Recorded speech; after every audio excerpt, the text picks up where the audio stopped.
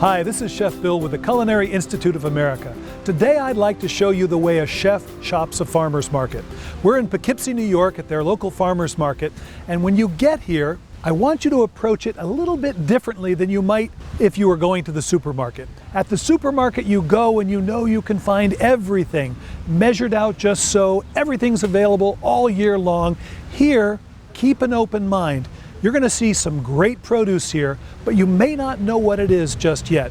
You'll recognize it when you see it, and that's when your menu planning should start. So here at the farmers market, it's a party. This is a celebration of the farmers and the season. They've brought with them exactly what is growing right here and right now at this time of the year, and it doesn't make any sense that we would choose what we want to buy before we've seen what they've brought. Instead, we see what they've brought, and then we decide what we're going to cook.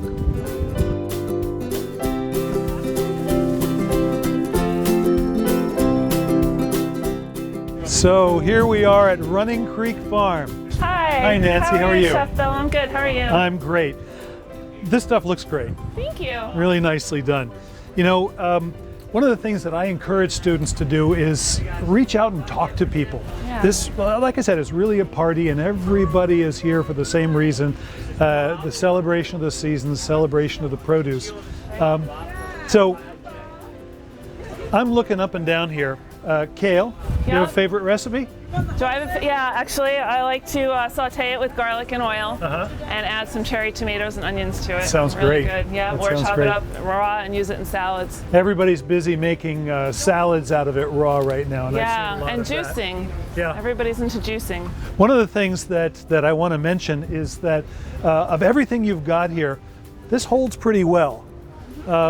Some of these other things are more delicate, some of the herbs and the greens. Right. So I think you need a strategy when you come to the farmer's market to make sure that you can get this stuff home and take care of it. Don't let it sit in the back of your car forever. Yeah, a lot of customers will ask me that too. You know, how do I keep something? You know, how long does your product last? You know, our product is always very fresh, so I tell them at least a week in the fridge, but I do encourage them to put damp paper towels over the greens to keep them from dehydrating. I know herbs like this will come right back in a bowl of ice water. Yes, that too, or I'll have them cut the stems and just stick it in a glass of water on the counter, works too. You know, when I look at this, I can imagine beautiful salads. I loved your idea with the kale.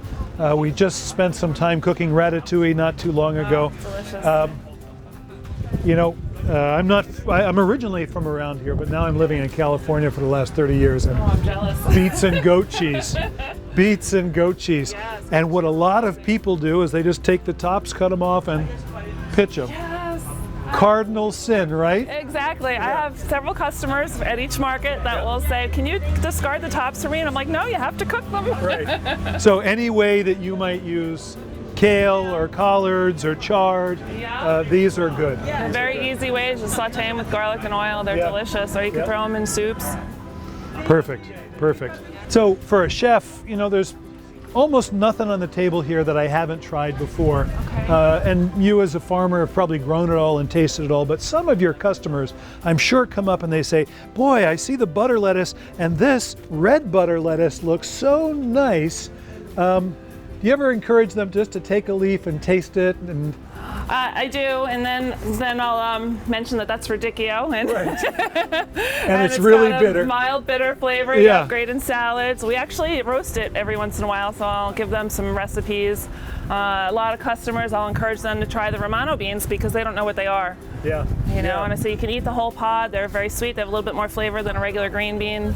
You know, if you come to the market and you had your heart set on these beans, and these were the only ones that were there, I think it's a great opportunity to sort of learn something new. Absolutely. You know, substitute. I don't come here saying, I gotta have tomatoes, I gotta have them now. I come here to see what you've brought to the market, and by buying those things, I support you. But more than that, I think my cooking becomes better and stronger because I'm cooking what makes sense to cook. Yeah, and a lot of people in today's society too, they run to the grocery store and there's a lot of items that are imported that aren't in season right now. And I try to encourage people to eat what's in season. That's the way it was in the old days. And it's great to buy local. It's very fresh. It hasn't been trucked in, across the country. So, and it holds up and tastes better. I had a peach one day at a farmer's market, and it was so delicious and ripe. I asked the person behind the counter, why can't I get that peach in the supermarket?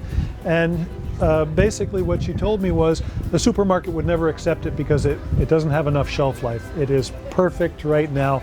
That's what I want to sell. If I wanted to sell it to the supermarket, I had to harvest it a week earlier. Yes. And so if you want great tasting produce, this is the place to go. Yeah, and that's the big deal with tomatoes too in the wintertime. Why do they have no flavor in the grocery store? They're picked green. Yeah. Great. Thank you so much for your time. You're welcome. Thank you. It was a pleasure. Only buy what you know you can use up. It makes no sense whatsoever to buy really first-rate produce and then take it home and let it sit around for 2 weeks so that it looks a little bit like what you might find in the supermarket, and then eat it or throw it away. So that's it. That's the farmer's market the way a chef sees it. Get to your own farmer's market, take that produce back to your own kitchen, and hopefully it'll inspire some great meals.